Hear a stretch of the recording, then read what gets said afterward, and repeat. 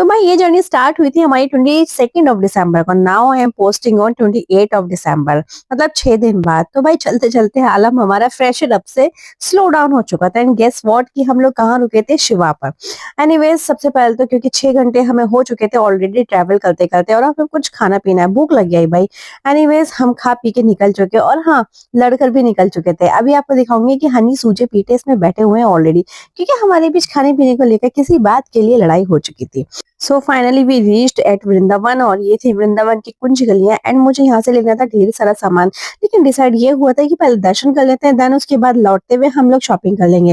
लेकिन वो मोमेंट आ ही नहीं पाया, क्योंकि हम दूसरी गली से बाहर के लिए निकल गए। और भाई यही वो चीला था जो हनी को खाना था, और इसी के लिए हमारे बीच घमासान युद्ध छिड़ा था। तो भाई खा पी लिया, अब चलती हूँ मैं अंदर दर्शन करने के लिए। तो भीड़ तो कभी यहाँ पे कम हो ही नहीं सकती। एंड सच कहूँ, कभी कभी मुझे वो दिन बहुत याद आता है कि जब मेरी शादी हुई थी ना, हम यहाँ इस मंदिर में कम से कम आधा-आधा पौन-पौन घंटे हम यूं ही बैठ रहे थे, और मंदिर हमेशा खाली मिलता था।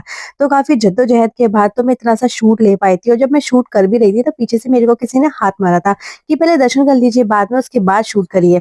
इसके बाद पहुंचती मैं सीधे राधा रमन जी। राधा रमन में हमारे जो फ्रंट गेट था उस पे इतनी भीड़ थी, और वो अंदर से लॉक था। एंड बैक गेट पे इतना अंधेरा कि जैसे तैसे हम अंदर घुसते हैं और दर्शन होते हैं।